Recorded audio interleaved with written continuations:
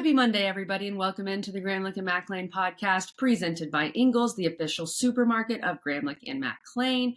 Week 0 is in the books. Mac, there were honestly two very interesting close ACC football games this weekend with Georgia Tech beating Florida State 24-21 and then SMU squeaking out a win at Nevada 29-24. We're going to get to both of those games.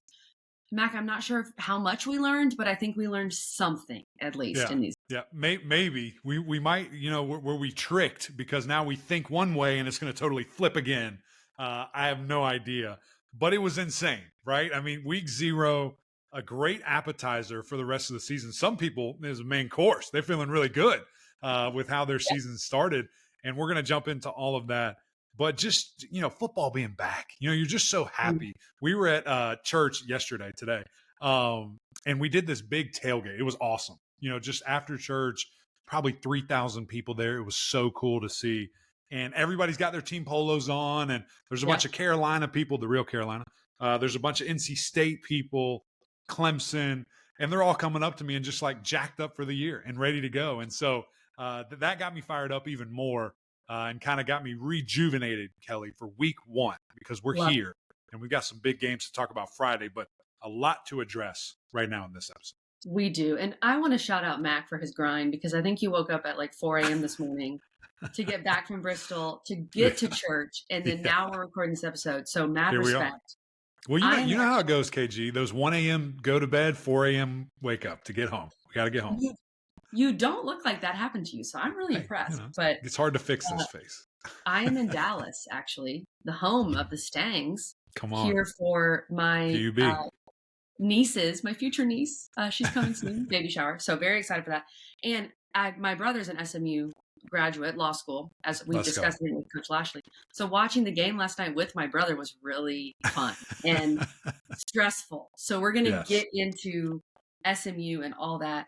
But Mac, before we talk Georgia Tech, Florida State, I am in the land of no Ingles. It's brutal. I feel so bad for you.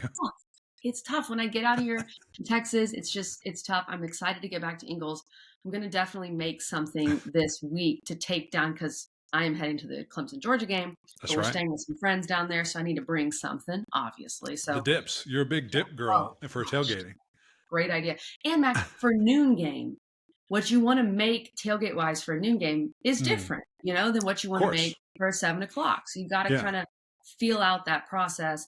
And I feel like you maybe have some big things on the menu this week. Well, of course. The interesting thing is I don't have as much time because, again, we are all over the place. Like Wednesday morning, I leave again to go to Raleigh. So we're like sprinting right now. But Monday night, I think I'm doing some tonight. I think I'm doing some either chicken wings or chicken breasts. I haven't decided yet. I think I'm going to do wings.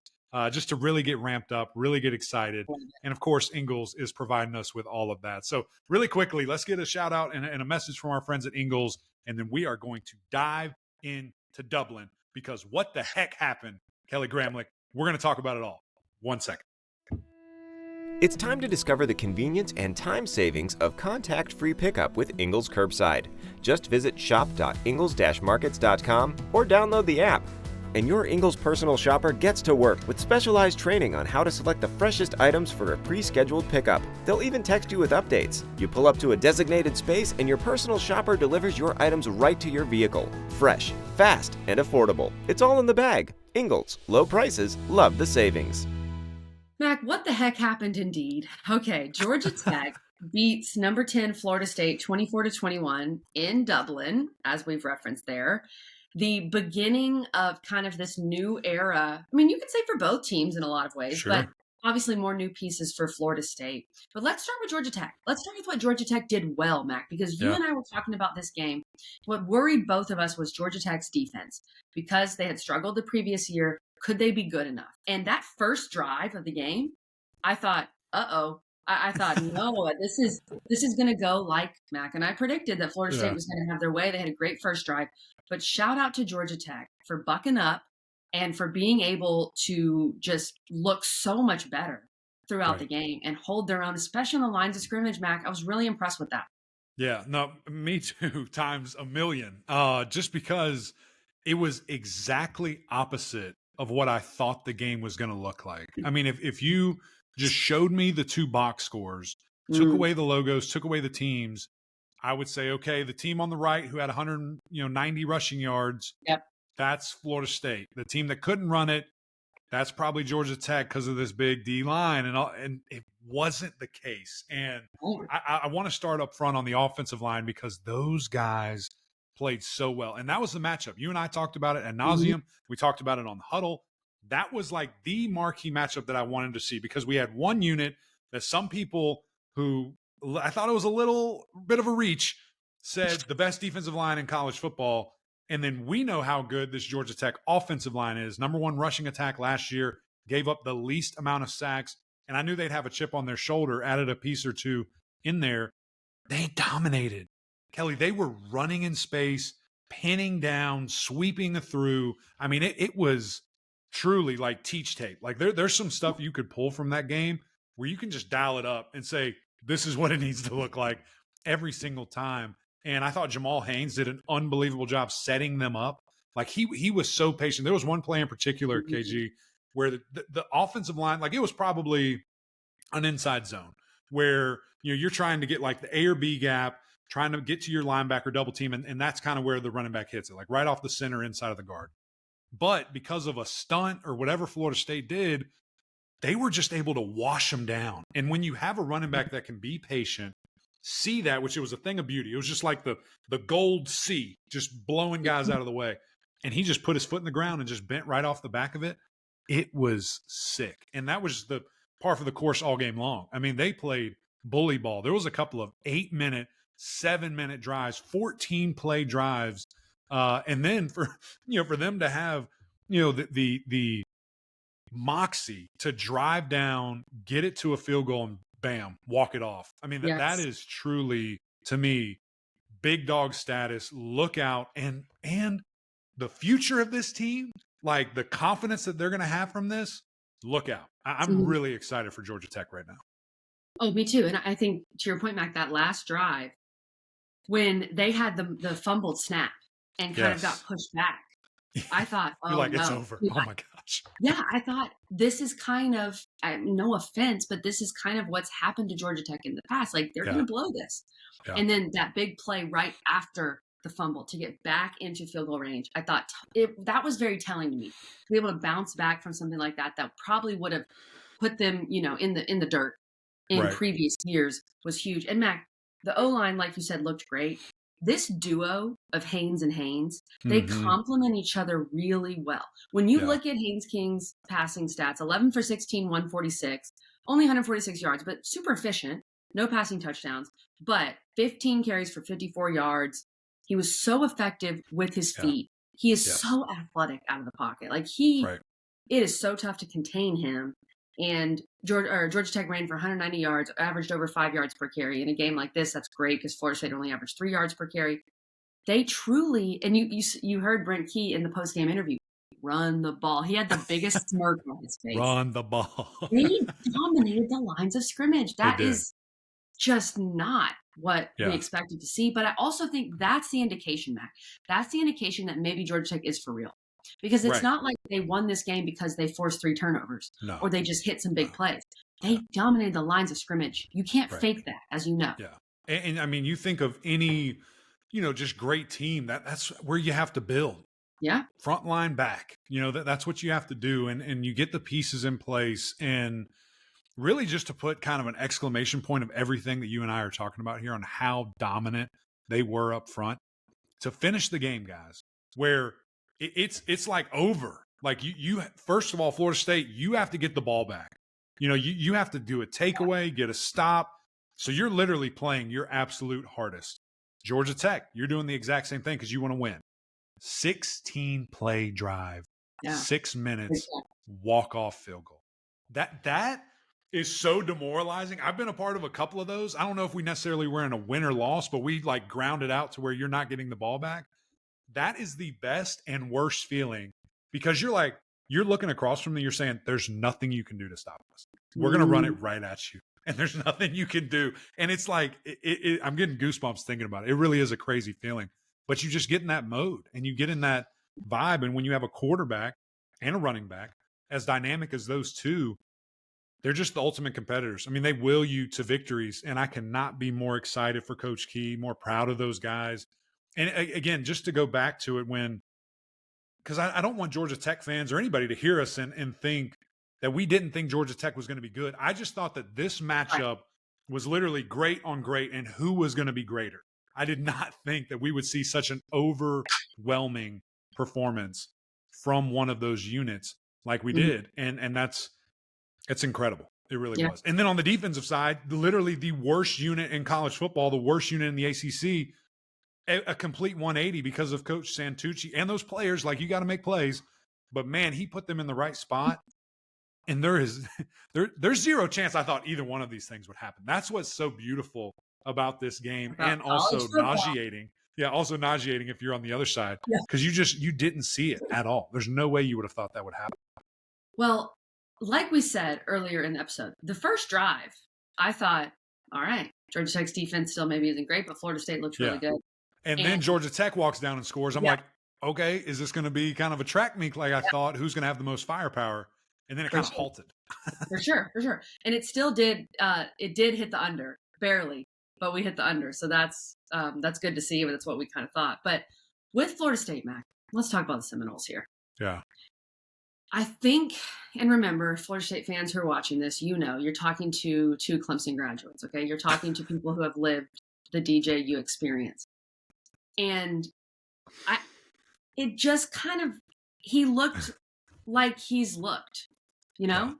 Yeah. And I'm not going to put it all on DJU, because I think the other Sure. biggest issue for Florida State is the lack of skill players Yeah. compared to what they had last year, compared to the Trey Bensons and the Keon Colemans and the Johnny Wilsons and all these guys. At least from this first game, it feels like you lost a lot at the skill position, but overall, DJ is not a guy that's going to go out there. And this is from his sample size of what he's done. He's not Right. necessarily going to go win you the game. He really won't Right. lose you the game, most likely. Sure. But you got to Sure. have other people make plays for him, and it feels like that did not happen. Yeah, unless it's Georgia fair? and a pick six. Unless it's Georgia and a pick six. But yes, you are correct. With hey, I don't still think about things like that. Here's my. I think it was. I think it was a bigger problem than just one thing. I think number one, the first drive was fantastic. Yeah, Really smart play calling. Loved the play action, get the ball out to our running backs, the running ability.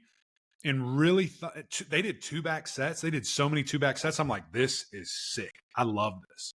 And they kind of strayed away from it. Now I need to go back and kind of like really dive in and watch every play before I, make some outlandish statement about it. But I just thought that they kind of went away from certain things. And it wasn't like it was some insurmountable lead. They didn't have to, or deficit. It's not like they had to just go crazy and totally abandon, X game plan. But I thought they would have ran it more. They rushed 31 times. I thought we would have seen DJ run the ball more, like downhill. There was a couple of PTSD moments for me, and not to take away again anything, but like the dancing running that I see from his big behind. Just go. Just put your foot in the ground and go. You're too big to dance. Huge, Like, it's just. yeah. I don't understand it. I don't know if it's a mind thing. I don't know what it is. Well, and some of the sacks he took too, Mac, were tough, especially in the second. And here's the deal: he's not a rookie. He's a fifth-year player. Like, you've got to hold people to accountability and a standard. The other thing was, it just kind of felt handcuffed in a sense. Yeah. Of I don't know. I think I hope Florida State's going to learn a lot from it. I was really disappointed with the offensive line. I was really just because where I had them. And maybe they're just not that. Maybe they're not. Maybe I expected way too much. Was really disappointed in the defensive line. I thought just game plan wise, we would have seen much more running. But if there's a silver lining to me, KG, if you look at the last drive, and I'm pulling it up, that Florida State had. That was impressive. That's something to take from. I mean, I think that's kind of where Clemson fans are right now with Cade going back to last year. They're like, if we can harness that, okay, let's see. Now, of course, Florida State fans probably had dreams of undefeated playoff runs and all these things. Not to say that, your dreams are totally dashed. There's certainly things you could do, but he pushed the ball downfield, made a couple of nice throws, 14 yards, 10 yards, 15 yards, 20 yards, 2 fourth down conversions that were 20 yards each. So That's how impressive. can you? You don't just do that. Yeah, That's yeah. something.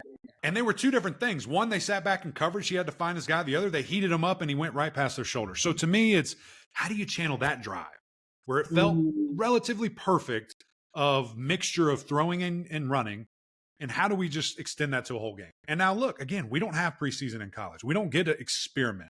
We don't really do a bunch of live scrimmage situations. And if you do it, it's against yourself. So this truly was, the first test for this team, and they're across in another continent with a whole new look offense, and they got to figure it out.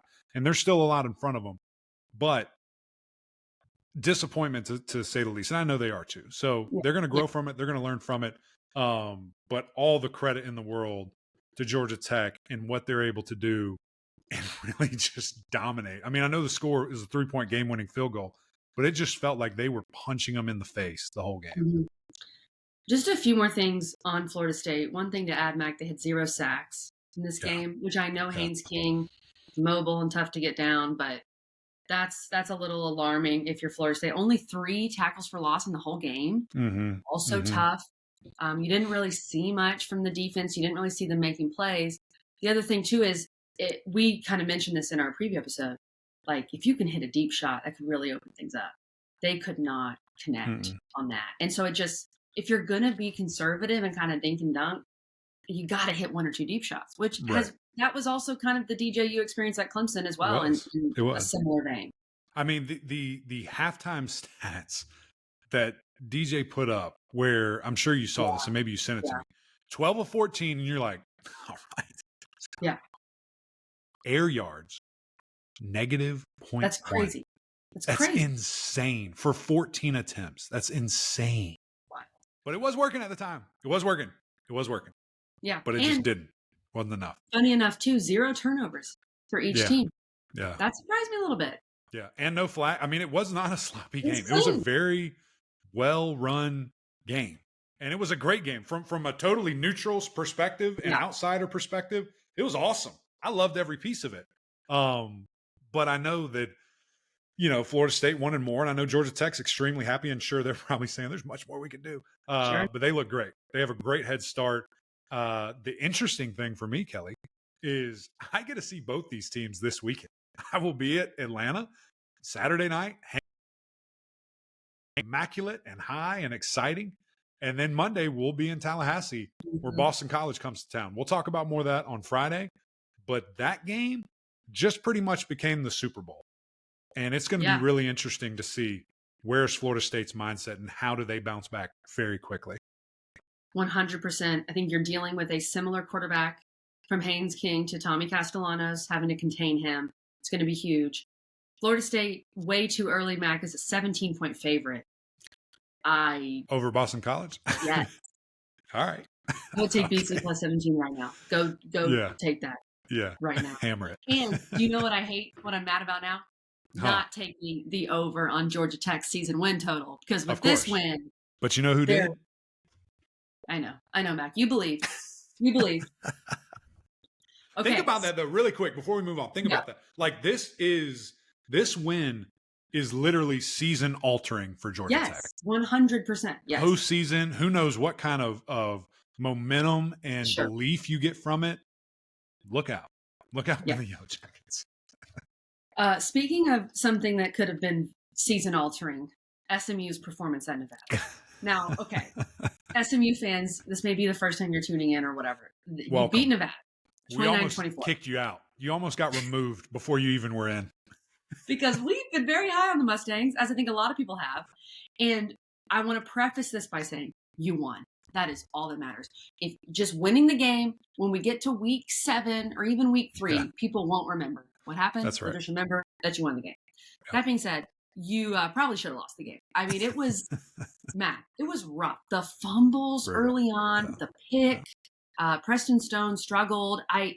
The 2 quarterback system, I just feel like it never, ever, ever works. And it seemed to be a little bit of a detriment to what was going on. You put in Kevin Jennings, he was playing well, but then you went back to Stone, etc. Obviously, Stone got it done at the end of the game.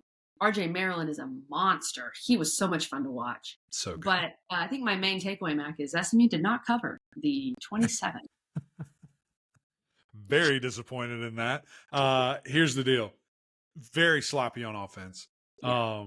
Looked out of sorts at times. QB making really bad decisions. Could not run the football to save your Right. life.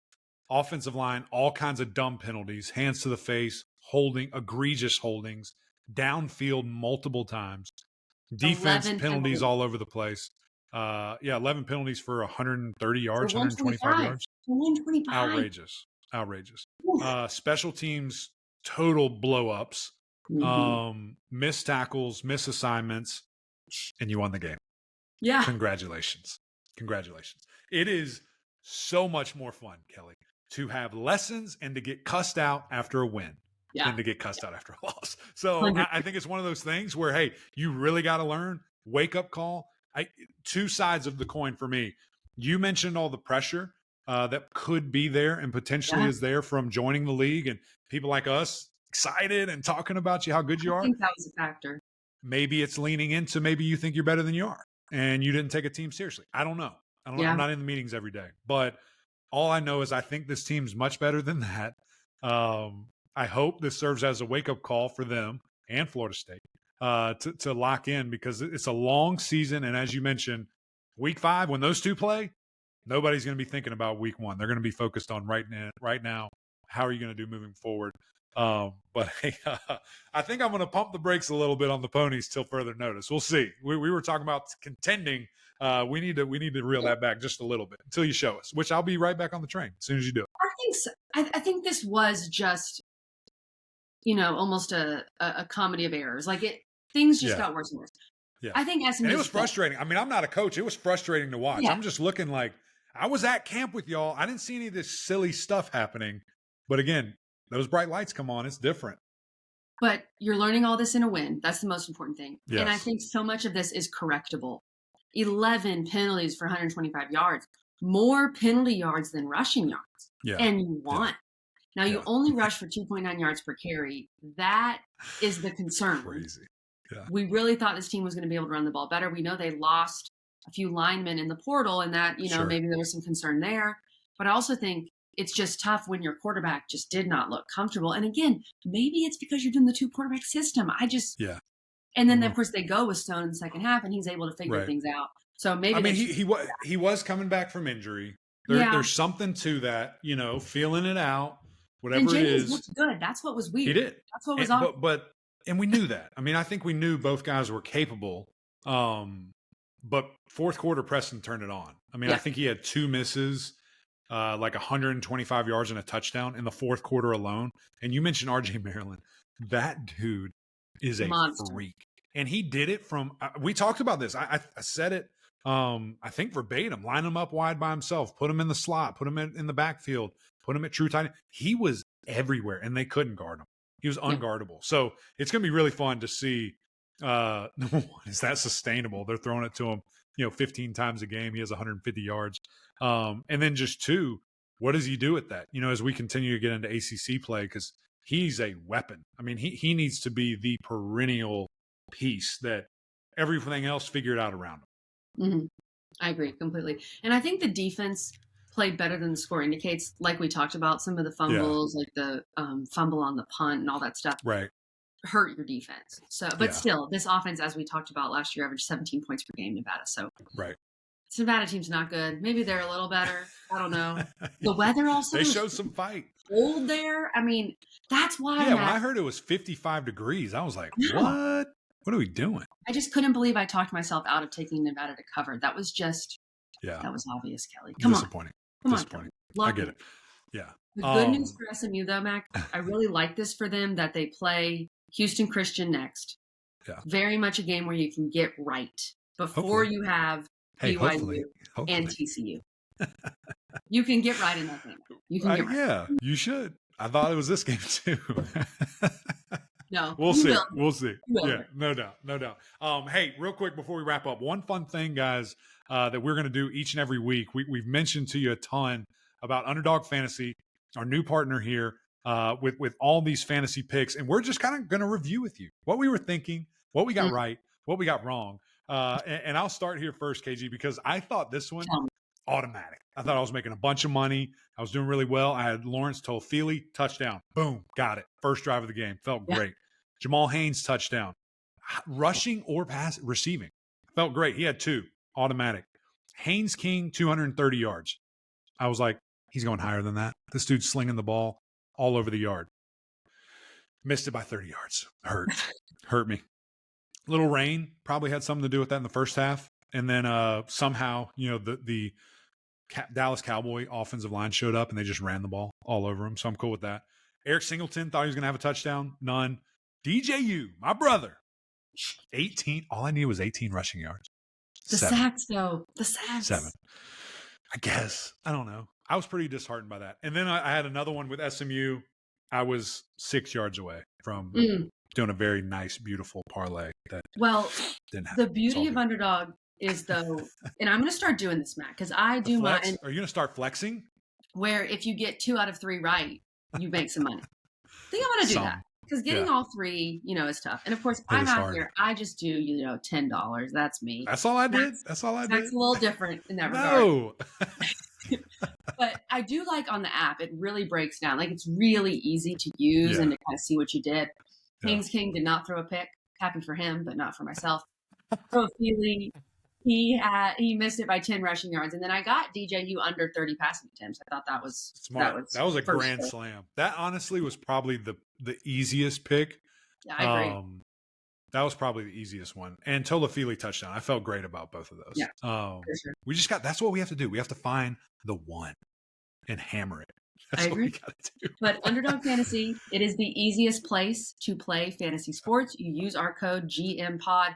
There is going to be so much going on this weekend with Underdog Fantasy. So download it now, use our code, and you'll be able to play some for week 1. I got my brother to download it while I'm out here. He was looking at the app. He was really liking it. So he is an Oklahoma fan and an SMU fan.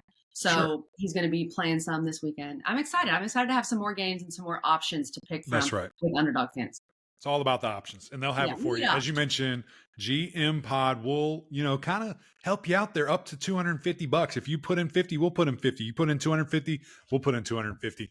Get you some good cash there. But hanging out, play, it's a lot of fun, and we'll be doing this each and every week. So, and our intern Nick, by the way, he's going to be keeping track of all this. You might have heard us reference him a couple of times. The track record not good right now. We're a bunch of losers, but hopefully we recover. We recover. Well, Matt, week zero is like a Nobody breakfast knows. Nobody knows. Yeah, it's like a mulligan. It's just you move on to week 1. Breakfast ball, if you will. I need a lot of breakfast balls. We'll see. Yeah. Anyway, guys, this was fun. Wednesday, we are loaded. Y'all are going to love this episode. Clemson, Georgia, biggest game of the weekend. We've got 3 Tigers coming to hang out with us. 2 more, 5 total. My gosh, it's just going to be so much fun talking about that game, that matchup from their individual perspective. I think you guys are going to love it. Look out for that. And then on Friday, of course, we're previewing 17 games. I don't think it's quite 17. It's like 16 or 15. It's a somewhere lot. around there. It's a lot. It's a lot more than we've ever had to do. But here we are. We're excited. It's game week. And let's crank this thing up. So need y'all's help. Go over to YouTube, subscribe. Florida State fans, let's hear it. Let's talk about it in the comments. And Georgia Tech fans, y'all as well. Super jacked up for you and what you were able to accomplish in that first game. And of course, let us know. Pony up. Yeah, you know what? You guys just kind of hide out for right now. Just be happy you're here. And of course, the OGs over on Apple Podcasts. Rate, review, subscribe. We greatly appreciate this as well. But until next time, we'll see y'all.